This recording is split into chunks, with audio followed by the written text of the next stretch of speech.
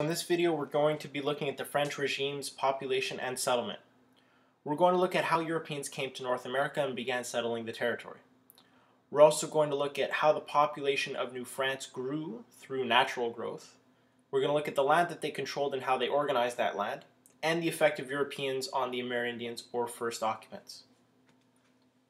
So, following the European Renaissance, interest in exploring the world outside Europe increased in the 1400s. There were all kinds of new inventions to help in the exploration, from the compass, which helped explorers determine north, south, east, and west, to the astrolabe, which helped a ship find its latitude, to better maps, and the caravel. Now, the caravel was a strong, fast, easy-to-navigate ship, which was good for long voyages, especially because it had a lot of room for cargo. So by the 1500s, people were ready to explore for different reasons. So we have merchants and businessmen wanted a new route to Asia to make money in the spice and silk trade. Scholars wanted to learn more about life beyond Europe. So you can see that learning for the sake of learning is kind of helpful, because without their curiosity, there wouldn't be a Canada. And the Catholic Church. Well, the Catholic Church really wanted to convert people to Christianity, so they wouldn't go to hell and stuff. So the church was really interested in just finding more people to make Christian. So pretty much the time was ripe for exploration. Now at this time, there were many important explorers making their way to the New World, from Christopher Columbus to Vasco da Gama to Bartholomew Diaz. Yes, this was the hipster Bartholomew. He was Bart before Bart Simpson was cool. So we're going to be looking at the three big explorers in Canadian history. Author Will Ferguson refers to them as the three big C's.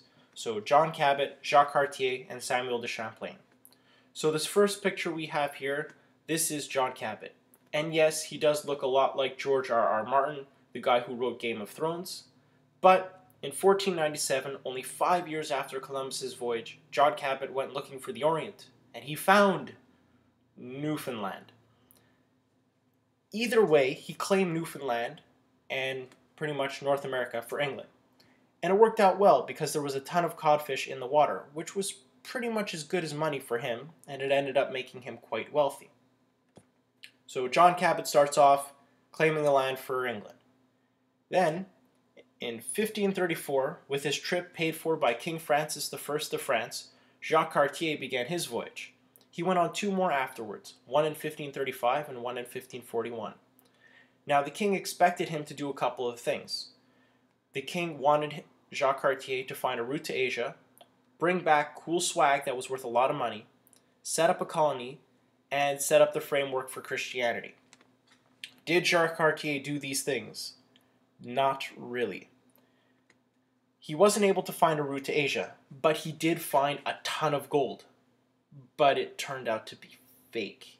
He wasn't able to set up a colony, but he did put a giant crucifix in the Gaspé. So he set up a giant cross, and when the natives asked, what was this giant wooden thing that he stuck in the ground that belonged to the Amerindians, he said it was a way to navigate rather than a symbol of Christianity. He did also explore the St. Lawrence River and met the Amerindians living in what is today known as New Brunswick. And most important thing he did was he claimed the land for France. So you can see we already have a problem forming. So already North America was claimed by England and France. It was like two little kids finding a toy and both of them shouting out, "It's mine!" Then, in 1608, we have Samuel de Champlain sailing up the St. Lawrence River with a small band of colonists, and he settled on what would be the future site of Quebec City. Champlain was the game changer among explorers. He switched from exploration to settlement and became the father of New France. So what do we need to know? Well, John Cabot in 1497 claims North America for England. Then we got Jacques Cartier in 1534 claims the region for France, which is going to lead to some big problems further down the road. And then finally, 1608, Samuel de Champlain sets up a permanent colony and is known as the father of New France.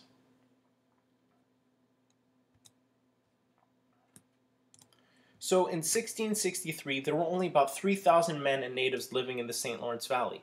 That's not really enough if you want to start a colony. To make more people, having a bunch of men isn't going to be enough. We're going to need some women. So having babies, or what your textbook calls natural growth, would make the colony of New France stronger. There would be more people to work, but also more people to defend the colony from attacks. So you remember John Cabot claimed the land for England? Well, there were 13 American colonies south of New France, and they were making babies like bunny rabbit. They had a much larger population than New France, which started scaring the French a bit, because if the American colonies got bigger, they could take over France's territory in New France. So who would save the new colony of New France? Who would be their hero? That would be the man with the plan, Jean Talon. Maybe he wasn't the best looking dude, but he was one smart guy, and we'll be seeing a little bit more of him later. So what was his genius plan? Well, he granted land to the engagés. They were soldiers in New France, so he gave them land to farm. His big plan, though, was he sent some 800 young marriage-age women to New France. They were called the filles du roi, or daughters of the king. The idea was that these women would be baby-making factories. The king paid for their transportation and settlement. Most were married within days of their arrival and started having kids and clearing land pretty much right away. But what about the men, though? What if the guys were like, woof, she's way too ugly to marry? What could Jean Talon do about picky, shallow men who were only interested in looks and keeping their freedom to go and chill out with their Amerindian buddies? Well, Jean Talon made sure that people who got married and had kids got paid for it, and the guys who didn't get married or have kids got fined. So it was kind of in your best interest to get married and start having babies because you got extra cash. And if you stayed single, you had to pay the government money. So what do we need to know? Well, 1663, we have about 3,000 people in the St. Lawrence Valley. Jean Talon doubles that number between 1666 and 1672. He does this by giving land to soldiers. He brought in the filles du roi to have babies. He paid for people to have bigger families and fined people who didn't get married. In the end, it kind of worked out because by the 1760s, there were about 65,000 Canadiens and French subjects living in New France, along with Amerindians and blacks, with some of those Amerindians and blacks, though, being slaves. Interestingly enough, Jean Talon never got married. Curious. So at this point, New France was getting really big, but the War of Spanish Succession was going on between England and France, and in the end, the French lost, so they had to give up some of the territory when they signed the Treaty of Utrecht. So if you look at this map, the striped section of the map is the territory that was lost by France. So they had to give up the Hudson Basin back to Britain, which is pretty not good because it had really, really good fur. The French also had to give up their claim to Newfoundland and Acadia. So if you look at anywhere where we have stripes, so over here, the basin here, Newfoundland and Acadia, this is not a really good bit of territory to lose, but they did. Bad luck for them. So what did the French do with the land that they did have? Well, they divided the land into rectangular plots at a right angle to a water supply. They had special roads, and they pretty much developed the Seignorial System.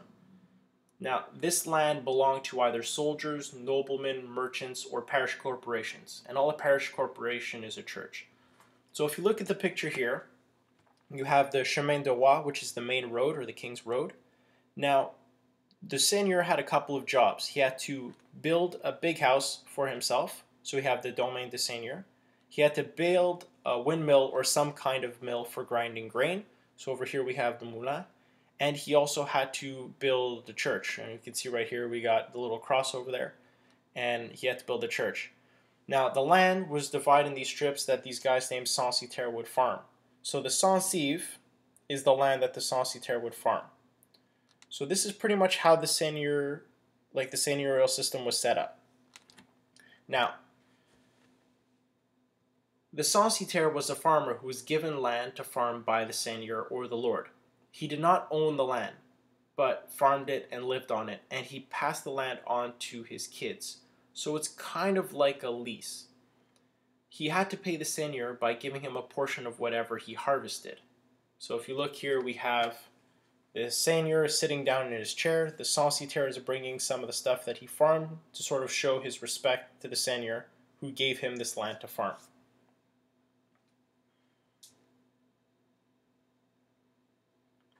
So what do we need to know? Well, seigneuries were divided the land into rectangular plots.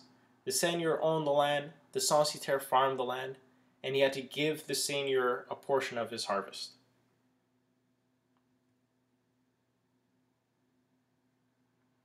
So now we're going to look at the European and the Amerindians. Now these guys really started interacting and meeting and doing all kinds of things together, and it started leading to some problems. So one of the things that happened is because we have the coureurs de bois going to meet the Amerindians in sort of like the woods and stuff to go and get fur, we end up having some French and some Amerindians getting married and having kids. So we have mixed births. We also have Amerindians dying from European diseases. They didn't actually have some of the diseases in North America that the French brought with them. So a lot of Amerindians died because of that. Now, because you're going to be trading fur and you have French people looking for you, a lot of nomadic Amerindian tribes became sedentary so that it would be easier for the coureurs de bois to find them. And we have the French build missions, or these special churches, to convert the natives to Christianity. And we also have trading posts for furs. So even if you look at this picture, you can already see how Amerindian life is changing. So we have the Amerindian trading fur with a guy at a trading post. He's giving him some fur, and in return the Amerindian's getting guns. And if we look at the top of the picture, there are also metal pots, which Amerindians also wanted because metal was very valuable. It's sort of better than the ceramic pots that they have because a metal pot doesn't really break. So that's pretty much it. We're going to see more of what happens in New France next time. I hope this video helps you guys study. And that's it. Take care.